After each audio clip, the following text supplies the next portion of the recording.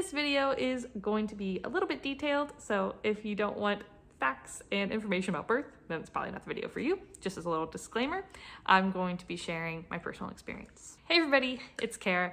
As you can tell from the title of this video and also from the thumbnail, we have had our baby. I'm no longer pregnant. Our baby is here and safe and healthy.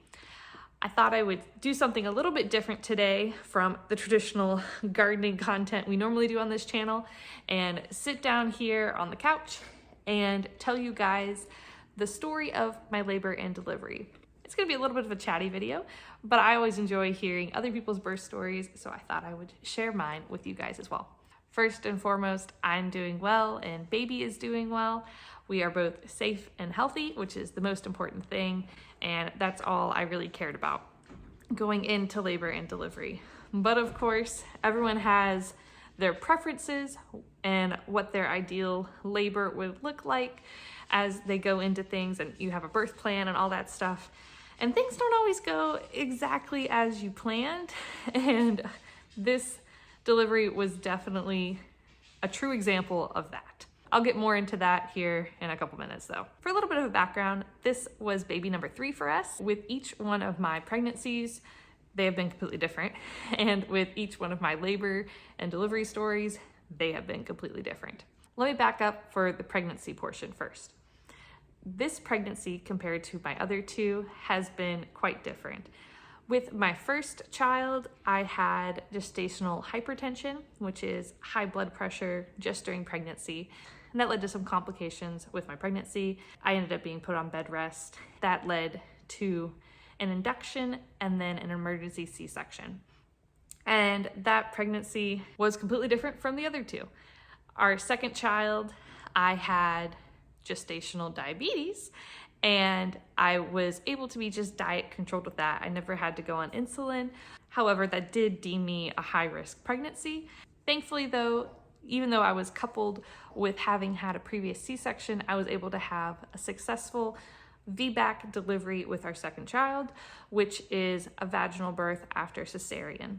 That's what VBAC stands for. First pregnancy was a cesarean C-section. Second pregnancy was a VBAC.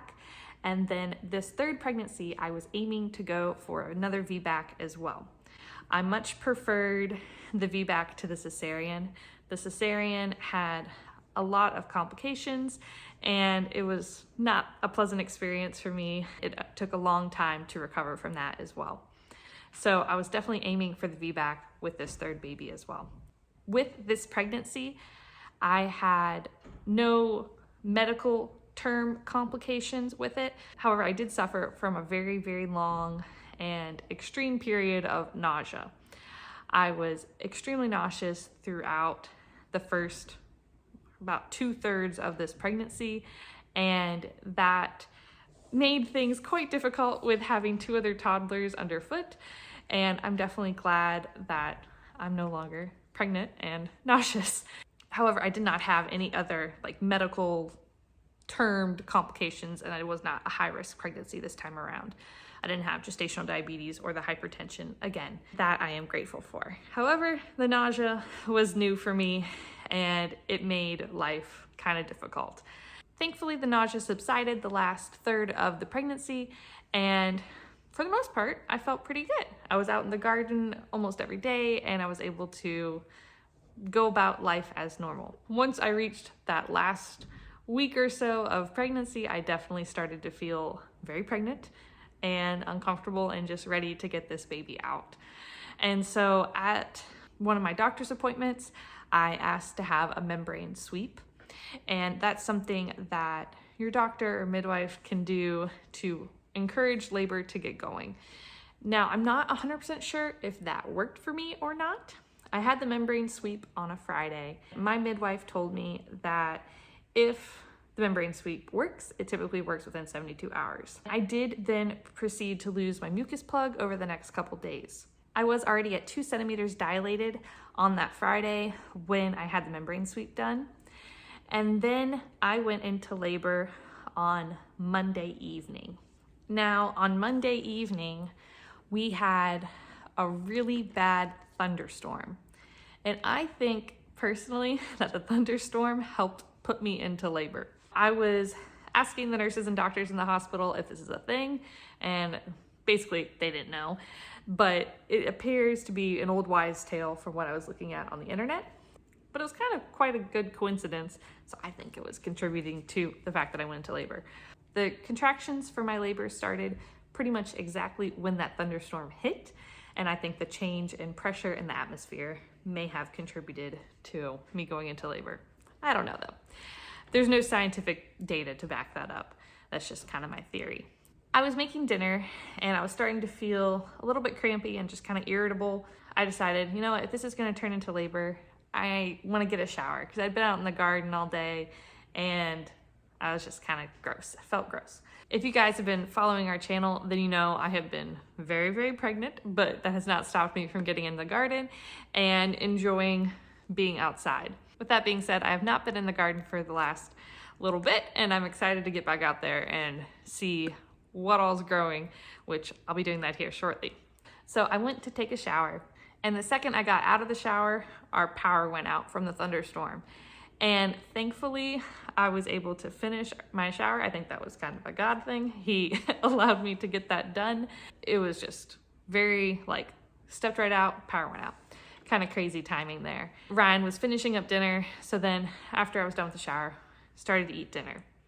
And during dinner, it was about 6 p.m., my contractions started getting a little more intense, and I knew that this was definitely probably labor starting. So I called my mother. She was who we had on call to come watch the kids.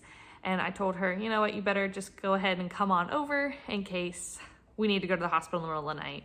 That way she wouldn't have to drive in the middle of the night if things progressed quickly.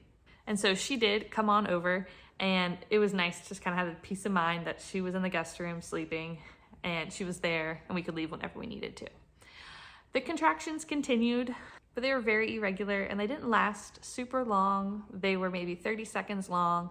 Some were 6 minutes apart, some were 10 minutes apart, some were 2 minutes apart. They just were kind of all over the place. I could talk through the contractions and they didn't feel very painful or where I had to stop and catch my breath really.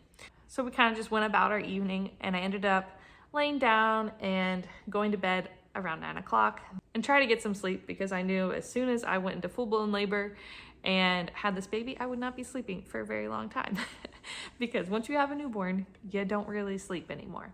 I laid down for a couple hours and the thunderstorm was intense. The lightning and thunder was quite loud. It's probably one of the worst thunderstorms we've had so far this summer. Our power was still out, and I was starting to worry about whether or not there were trees down in the middle of the road because that often does happen whenever we get thunderstorms in the area. We actually had a tree fall down in our driveway a couple days before from another thunderstorm, so it was recent in my mind. I did not want to be driving in that thunderstorm as well. So I was just continuing to lay down in bed and let my body try to get some rest. At about midnight, I went ahead and got up out of bed and I could no longer just lay there comfortably. I decided to kind of move around, see if I could get things going a little bit more. Ryan was still sleeping at this point. Our power had come back on at this point too, thankfully. I had decided to take another shower because the hot water I think feels really nice when you're having contractions. And after I got out of the shower, I started to bounce on the birth ball in the living room, and I had maybe 2 or 3 contractions, and I knew it was time to go to the hospital. These contractions were very painful and intense all of a sudden, which they weren't at all really when I was in bed. As I was walking to our back door to go to the hospital, my water broke. As soon as my water broke, things really got real and those contractions were painful. With my first child, they broke my water in the hospital before I had an epidural, and I remember the contractions were much more intense after they broke my water. I just feel like all the cushioning is gone once they break your water. With my second child, I had an epidural when they broke my water, so I did not feel the shift in contractions. But since my water broke in our house, I definitely felt those contractions and they were intense. And as soon as my water broke, those contractions got really close together and extremely painful. As we were driving to the hospital, the contractions were very intense and very painful. I was becoming slightly concerned that I was gonna have this baby in the car. And so I kept telling Ryan to go faster. And I had a whole speech planned in my mind about what to say to a friendly police officer if he wanted to help deliver our baby. But we made it to the hospital, thankfully.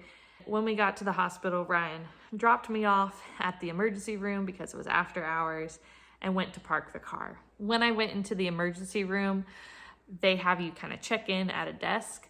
And the gentleman at the desk called up to labor and delivery and was telling them my information. And at this point, I could not really talk. Contractions were about 2 minutes apart. I was definitely making a lot of noise and not pleasant sounding noises.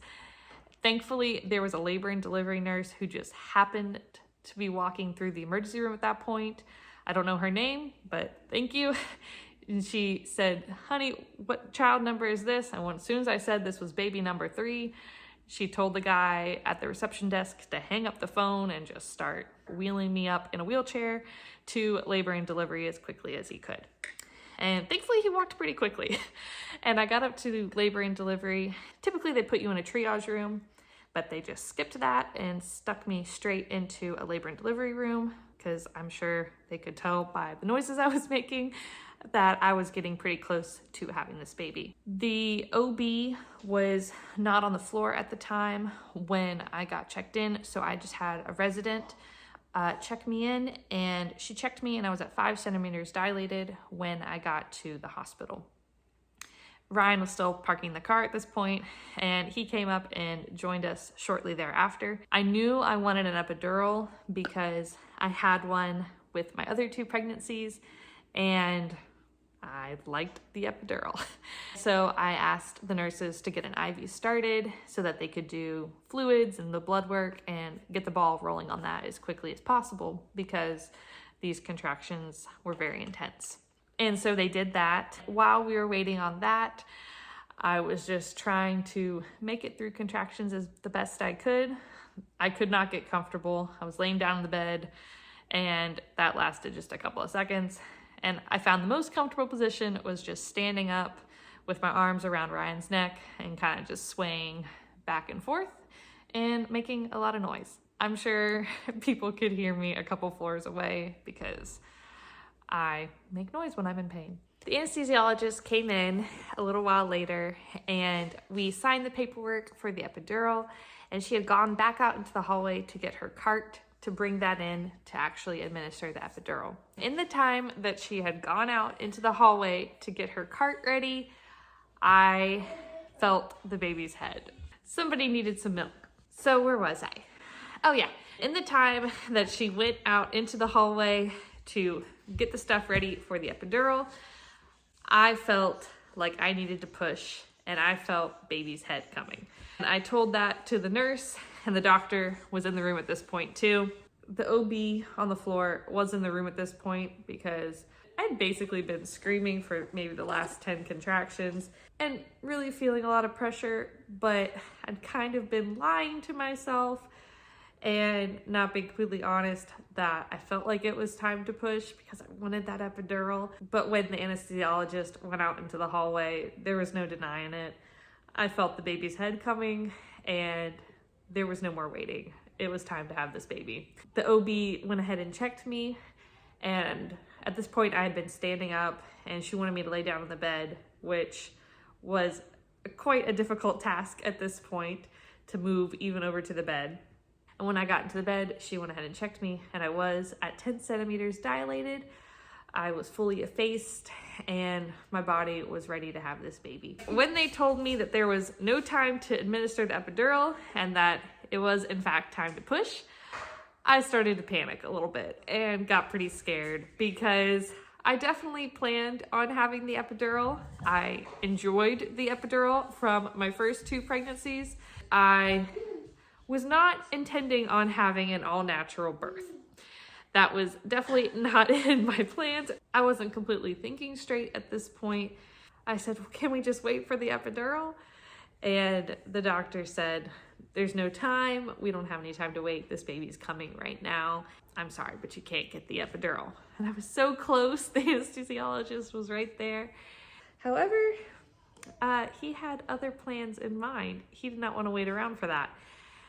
And so I proceeded to push, and it only took 8 minutes of pushing and he was here. And I honestly probably could have delivered him a lot faster because I was really scared to give birth without pain meds. And I definitely could have pushed more efficiently and had him out pretty quickly if I had not been focused on the pain and the fact that I wasn't getting an epidural. So he came really fast. From the time that we pulled into the hospital until when this baby was born, it was pretty much exactly 1 hour. It was very fast and there was no time for any pain meds, like I mentioned. I remember asking at one point if I could just have some Tylenol, and the nurses told me that since I was planning on getting the epidural, they could not give me any other pain medications because they could not mix the two. But I'm very thankful that it was fast and that the pain did not last forever. But it ended with a happy and healthy baby. They put him straight onto my chest after he was born, and I was able to have skin to skin, and Ryan was able to cut the cord. Everybody is doing well. I'm doing good and he's healthy. Nobody's sleeping right now, but other than that, we are doing great. We now have 3 healthy, beautiful boys. We're all doing pretty good. So I've now given birth pretty much every way you can. I've had an induction, a C-section, a VBAC with an epidural, and an all-natural birth with no pain meds at all. My favorite experience thus far, I have to say, was the VBAC with the epidural. Definitely been adjusting to having 3 kids now. It's great. I love seeing our other 2 kids dote on the baby and be great big brothers. We're really grateful that everything went pretty smoothly, despite the fact that I had no pain meds. Well, thanks for watching. It was a little bit of a different video today, but I thought I would share with you guys the birth story since you guys have seen me very, very pregnant in the garden over the last couple months. I'm excited to get back out into the garden soon. I'm feeling a little bit cooped up inside the house. I'm sure there's a lot out there to harvest as well because it's been a little bit since I've been out there. I hope you guys have a great rest of your day.